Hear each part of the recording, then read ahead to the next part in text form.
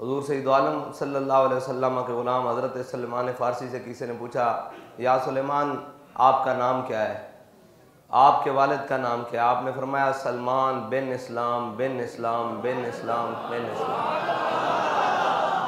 یہ ایک ایسا تعارف ہے جو کائنات میں تمام مخلوق سے مسلمانوں کو جدا کرتا ہے۔ تو ہمارا بھی تعارف یہی ہے کہ ہم کتے پاک رسول اللہ کے۔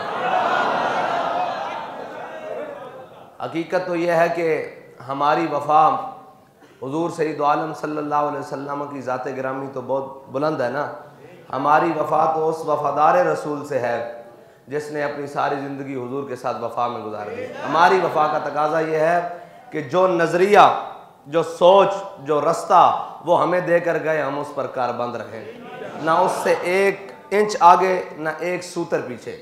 بابا جی فرمایا کرتے تھے تم کائنات میں جہاں سے بھی جمع تفریق کر کے لاؤ گے نا، آگے حضور کی ذات کھڑی ہے۔ تم کلعدم کر دو گے پھر بھی لبیک یا رسول اللہ ہوگا، تم گولیاں چلاؤ گے پھر بھی لبیک یا رسول اللہ ہوگا، تم FATF کی شرائط مانو گے تب بھی لبیک یا رسول اللہ ہوگا۔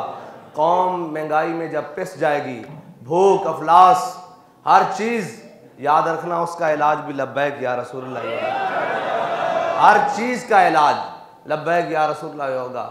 اور اگر کسی کے دکھوں کا مداوع ہوگا تو وہ حضور کے نام سے ہی ہوگا، وہ اسی نظام سے ہوگا، وہ نظام عدل قائم کرنے سے ہوگا جو میرے آقا و مولا صلی اللہ علیہ وسلم دے کر گئے، اس قرآن سے ہوگا جو میرے آقا و مولا صلی اللہ علیہ وسلم کے قلب اطہر پر نازل ہوا۔ اور کائنات میں کسی دکھ کا، کسی مرض کا مداوع کہیں اور سے نہیں ہے۔ اقبال کہتا ہے اب کیا کریں، مسلمانوں کے اندر وہ شان محبوبی نہیں رہی۔ اقبال شان محبوبی کا کیا مطلب ہے؟ اقبال کہتا ہے وہ گفتار تو ان کی تھی جلال قہر آنکھوں میں، کہتا ہے کہ تیری نگاہ سے دل سینوں میں کانپتے تھے، تیری نگاہ سے صرف تو دیکھتا تھا تو سینوں میں دل پھڑک اٹھتے تھے۔ کہاں گئی ہے وہ نگاہ؟ اور اس لیے وہ نگاہ کہ وہ یورپ نے خیرہ کر دی ہے، یورپ نے برباد کر دی ہے، یورپ نے وہ دکھا کر، وہ سنا کر، وہ منظر لاتے ہیں سرور اول دیتے ہیں شراب آخر دے کر، مسلمانوں کی نگاہ کو خراب کر دی۔ اقبال کہتا ہے تیری نگاہ سے دل سینوں میں کانپتے تھے، کھویا گیا ہے تیرا وہ جذبے قلندرانہ۔ سچی بات ہے، ہم دیکھتے تھے اتنی مشکلات، اتنی دھمکیاں اور اتنے معاملات، بابا جی صرف ایسے مڑ کر دیکھتے تھے نا تو ساری صفائی ہو جاتی تھی، صرف ایک ترچھی نگاہ سے۔ وہ کیا تھا اس کے اندر؟ کمال کیا تھا؟ ایک اپنے آقا و مولا صلی اللہ علیہ وسلم سے وفاداری تھی، اور دوسرا اس آنکھ میں حیا بڑا تھا، اس آنکھ میں حیا بڑا تھا۔ ہمارے آقا و مولا صلی اللہ علیہ وسلم نے فرمایا الحیاء من الایمان، ایمان اور حیا ایسے ہیں، جب ایمان جاتا ہے تو حیا بھی چلا جاتی ہے، اور جب حیا جاتی ہے تو ایمان بھی چلا جاتا ہے۔ دیکھیں آپ شرط دیکھیں، فرمایا حیا جائے تو ایمان چلا جائے، اور ایمان چلا جائے تو حیا، یعنی کہ ایمان کے ساتھ حیا رہتی ہے اور حیا کے ساتھ ایمان رہتا ہے۔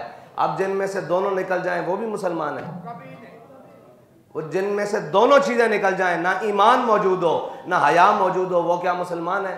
وہ تو رہتی نہیں ہے۔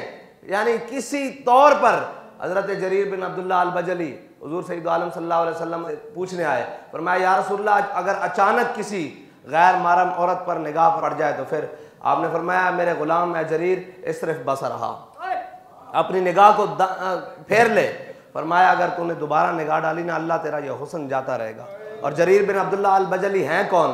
جنہیں یوسف حاضل الامہ کہا جاتا ہے، اس امت کے یوسف، اس امت کے یوسف۔ نگاہیں میں قلندرانہ پن اور جلال آتا ہی جب ہے نگاہوں میں حیا ہو، جب دلوں میں حضور کی محبت ہو، جب دونوں ہی چیزیں موجود نہ ہوں پھر ہم کہیں ہم سے کوئی ڈرے گا، ہماری بات میں اثر ہوگا۔ بات میں اثر لانے کے لیے پہلے کردار کو مضبوط کرنا پڑتا ہے، اور اس قدر مضبوط کرنا پڑتا ہے کہ پھر ہر چیز کائنات کی آپ کو مٹی نظر آئے۔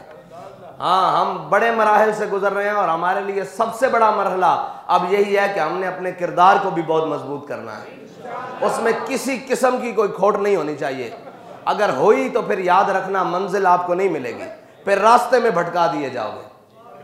منزل انہیں ملتی ہے جو بالکل مکمل ہو کر اور یکسوئی کے ساتھ جس طرف جانا ہے اس طرف پورے کردار اور گفتار کے ساتھ جاتے ہیں، پورے وقار کے ساتھ جاتے ہیں۔ ورنہ بڑے لوگ آئے، بڑے بڑے لوگ آئے، بڑے بڑے وہاں قبولیت جب تک نہیں ہوتی ایک قدم بھی آگے نہیں ملتا۔